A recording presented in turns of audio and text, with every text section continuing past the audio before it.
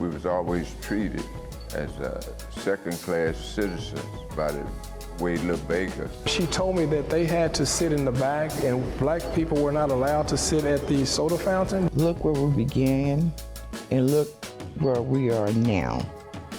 It's still work to be done, but a lot of things have changed for the better.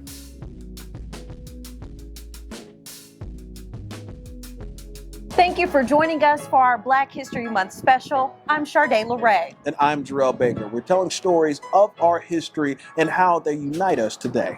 We're standing here at the campus of the original Paul Quinn College in Waco. It was the first historically black college in the state of Texas. And at one point, it was the only college black students were allowed to attend. And as an HBCU graduate myself, knowing that part of history is significant. The journey and the path that we took from segregation to integration is an integral part of our community. Integrating schools was a slow process here in Waco. In 1954, the Supreme Court outlawed segregation in public schools.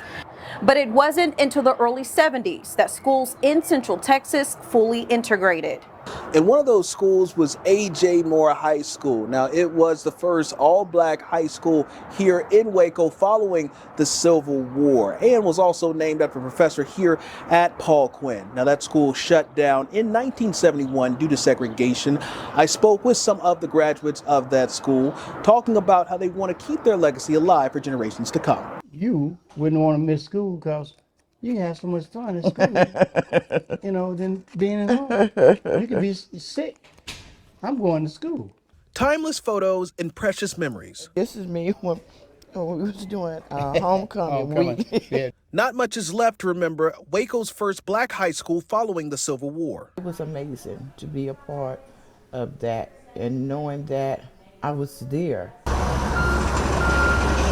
Years ago, this area here off of University Parks Drive and Clay Avenue once belonged to A.J. Moore High School, educating more than 4,000 students, many graduating and continuing on to successful careers. This is Eddie Bernice Johnson, member of Congress. Linda Chappelle Bethley attended A.J. Moore during the late 1960s. But there she is right there. Yep, that's me. She says A.J. Moore was a safe space and a pillar for the black community at a time our country was deeply divided. Whether it be basketball, football, the community came out and to support. During her sophomore year, all that changed. After nearly a century, A.J. Moore closed its doors in 1971. A.J. Moore is gone. It was like burying someone. In 1972, Waco ISD opened Jefferson Moore High School, one of the first integrated schools in the city. I think it's a burden because the way they just took away the school and made it another name.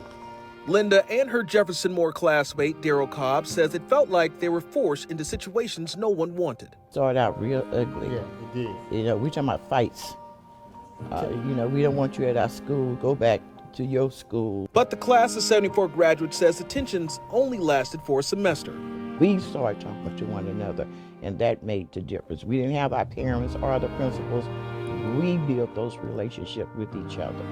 The walls shattered, and the two sides became one. It was a family thing. It was just like every day was a happy day. Every day. Like A.J. Moore, Jefferson Moore closed down in 1987 after the school was consolidated along with two other high schools to form the current Waco High School.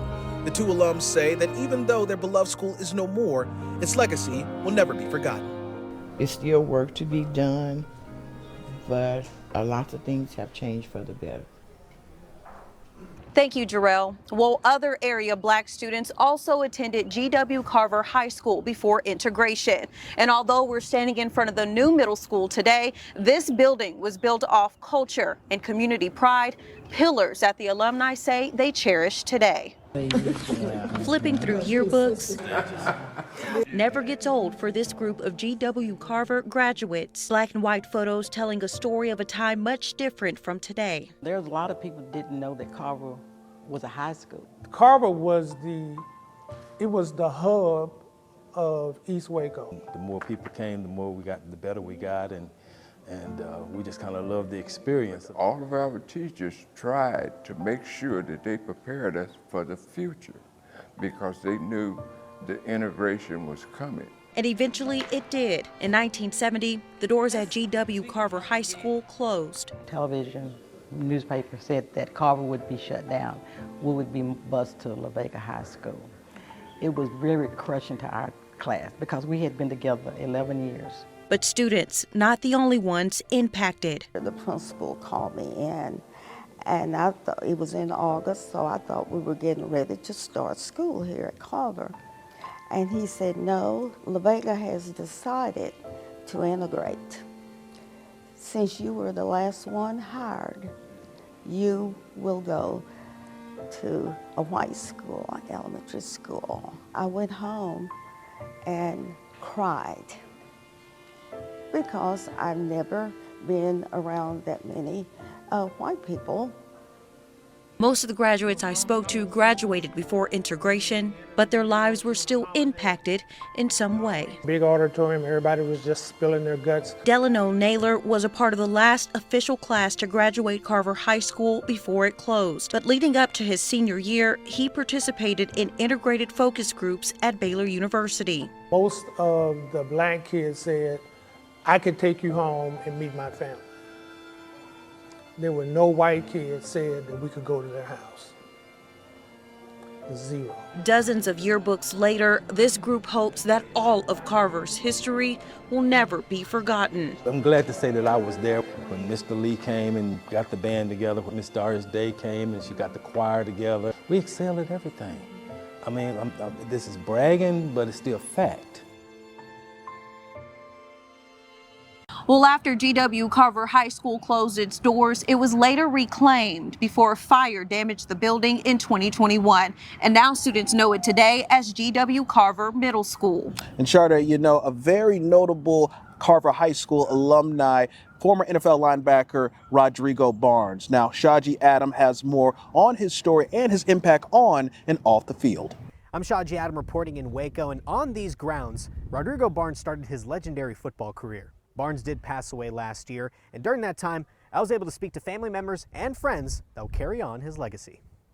Rodrigo Barnes attended Carver High School when it was once an all-black school, and his football play earned him a scholarship to Rice University, where he became one of the first black athletes to play for the Rice Owls. You had 4 individuals, very varied backgrounds, come together in the span of just a few days, become friends for life.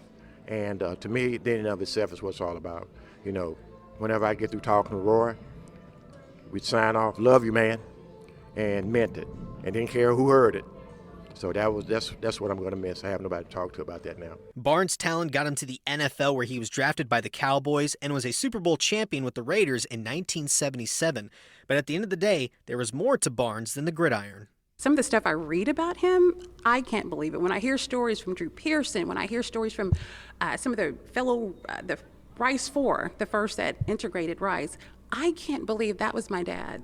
I want him, you guys to remember him as the activist, strength, and I'm gonna miss him because it's like I don't have anybody to be proud of me anymore. Barnes had a career that left a mark in not just Waco, but in the entire nation. Reporting in Waco, I'm Shaji Adam.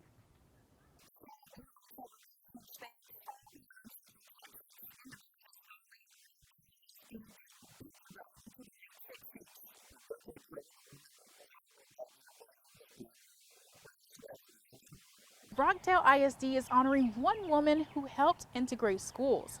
I'm Brianna Smith, your neighborhood reporter, meeting with her granddaughter to explore her legacy.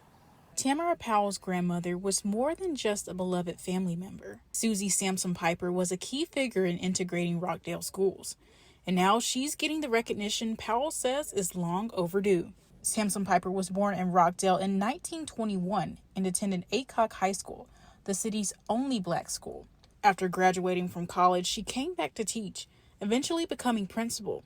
Her family says she fought for equal treatment of black students to that of their white peers, and connected cultures once schools integrated in the late 1960s. But it was equally hard on her. She made great friends and people that she kept in contact with throughout her life that were colleagues. But then there were the teachers that never accepted her because she was black or that used the N-word. on a regular basis. And so those were the things that hurt and cut deep. She journaled these feelings in handwritten notes she left behind after her death in 2019. Now the school is honoring her impact for its Distinguished Alumni Program. We've got some really, really wonderful people that have graduated and have made wonderful careers for themselves. And so it brings back lots of talent to our town and gives our students an opportunity to learn. You know, I wish that my grandmother was here to see it and to hear it, because she would often remark, I don't know what I've done, you know, or, you know, what have I done to impact my students? And I see it every day in people that remember her. If you would like to learn more about Sansom Piper's legacy, you can look forward to the release of Powell's book in the spring. Reporting in Rockdale, Brianna Smith. And we're just getting started. We're continuing to tell stories about local heroes who made their mark in Central Texas. Not just here at home, their legacies making a lasting impact across our country. Stay with us. A hero of World War II, Waco native Doris Miller was the first African American to be awarded the Navy Cross for his bravery in Pearl Harbor. He's actually wearing that medal right here on this statue at the Doris Miller Memorial. Our Adam Schindler shares a story on how the U.S. Navy is still honoring his name today. The sailor who fought back. I'm Adam Schindler, your neighborhood reporter for Fort Cavazos, and I am here at the Dory Miller Gate at the Waco VA, one of many memorials to his name, marking his heroism on December 7th, 1941. A date which will live in infamy. When Imperial Japan launched their attack on Pearl Harbor, only one person sprang into action against the planes bombarding the American fleet, Mess Attendant Second Class Dory Miller of Waco, Texas. Eyewitnesses said he carried wounded sailors to safety before shooting down multiple planes. He was the first black sailor to ever earn the Navy Cross. 2 years later, he was killed in a torpedo attack in the Battle of Macon Island. Despite Miller's heroic actions that day, he never earned the Congressional Medal of Honor. Some are still fighting to get Dory that recognition, like his relative, Betty Beard. Look at his heroic acts and grant him the medal based on his heroic act. But Miller is being honored in another way. He is the only enlisted sailor to have an aircraft carrier bearing his name. It's the Navy's most advanced and costliest ship, totaling $12.9 billion. The USS Dory Miller is planned to enter service in 2032. Thank you, Adam. Well, Central Texas recently lost two trailblazers, the Honorable Eddie Bernice Johnson and County Commissioner Patricia Miller. Now, before making their mark in the political world, these two grew up right here in Waco. Chantel Belafonte has her story. I'm standing in the church where two prominent African-American women helped to shape the city of Waco. I'm Chantel Belafonte, your neighborhood reporter in Waco. Patricia Chisholm Miller and Eddie Bernice Johnson both grew up in Tolver Chapel Missionary Baptist Church. The pastor of the church tells me about the strong influence Miller had on the community and continues to have in Waco. To everybody in our congregation, she was just Pat.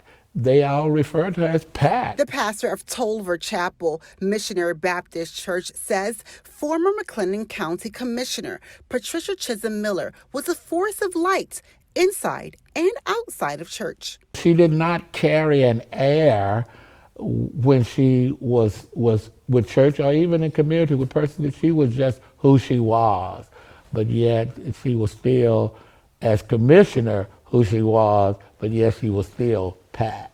Miller is known for working to make positive change in her community. Miller was the first African-American woman to be elected commissioner. I don't think you can you can't move into arenas like that unless you really had a solid foundation. I think their family foundations really enable them to be set apart. A young Eddie Bernice Johnson developed her roots inside the same church. She would inspire Miller to achieve great things. What I have gleaned from her is it doesn't take being emotionally absorbed in an issue in order to be passionate and advocate for it. Johnson was a Waco native, representing Dallas in the U.S. House of Representatives for 30 years before her death late last year. I think Commissioner Miller appreciated those moments that she had opportunity to share with Congresswoman Eddie Bernice Johnson, and I think even watching her probably gave her that drive. A drive inspiring young Black women for generations to come. She was a change. I mean, she was a change maker. The legacy of Miller and Johnson still lives on to this day. They were committed to making a change in Waco to provide a better tomorrow for residents. I'm Chantal Belafonte reporting in Waco. For decades, the Dr. Pepper Museum entertained and educated the masses on its popular soda brand. But after the break, we're sharing the stories behind the not-so-sweet history of segregation at the soda fountain.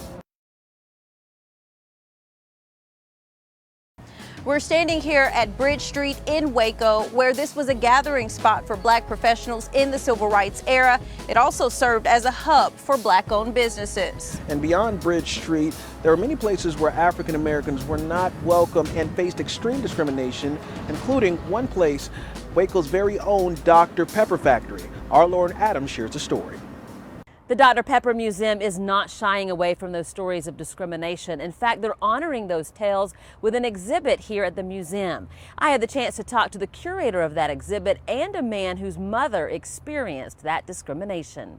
Anthony Betters knows how blacks were treated in Waco during the civil rights movement. My mother worked on Austin Avenue at a store called McCory's, to where she told me that they had to sit in the back and Black people were not allowed to sit at the soda fountain. That story right there is why the Dr. Pepper Museum created this exhibit called Sit Down to Take a Stand, showing videos when blacks across the country would sit at lunch counters demanding acceptance during the civil rights movement. The exhibit shows videos of Black Americans sitting down at lunch counters and soda fountains where they were not welcome and enduring people pouring ketchup and mustard on top of them and pulling them off their stools. So they went through resistance training. They trained how to take a blow, how to take a cigarette burn, how to take being spat on. In the exhibit video, Waco native and World War II veteran Arthur Fred Joe Sr. shares his story. He talks about finally being able to get service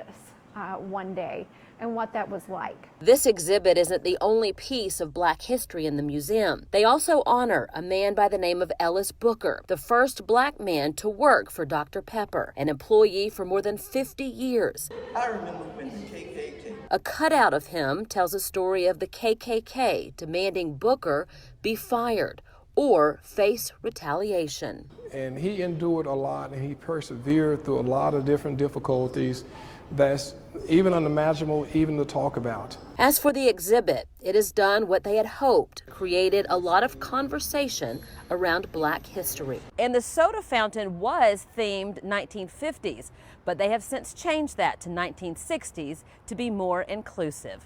In Waco, I'm Lauren Adams.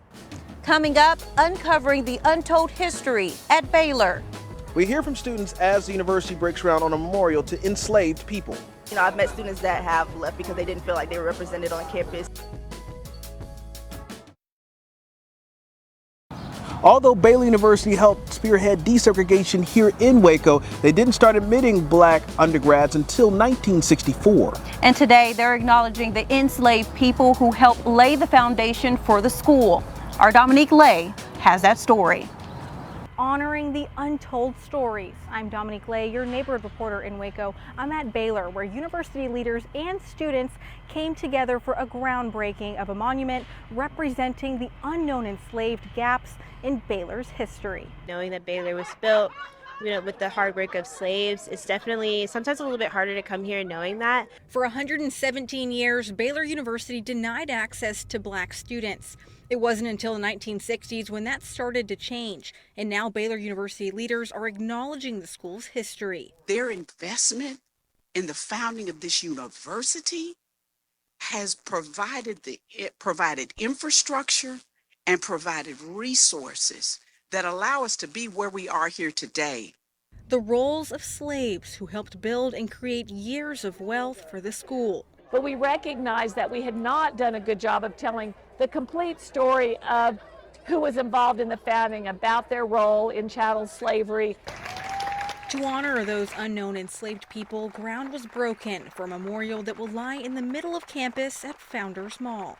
So because Christians played such a role in the justification and mobilization of slavery, we have a unique responsibility and opportunity to bear witness to the fact that actually racialized chattel slavery is deeply incompatible with the Christian faith.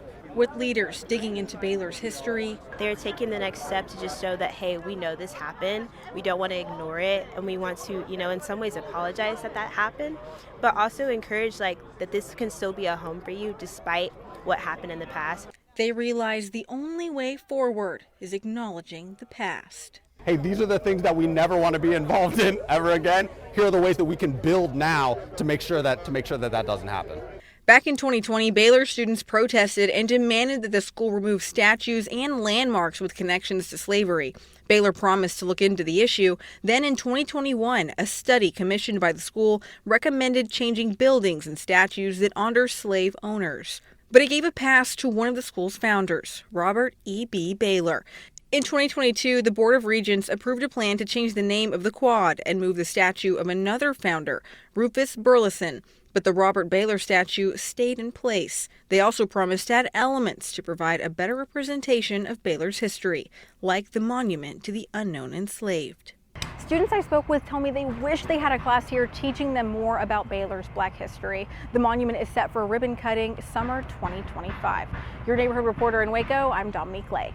Well, that'll do it for our Black History Month special. We hope that these stories inspire you or educate you in some way. Remember, you can find the full special over on our website, KXXV.com. Thank you so much for joining us.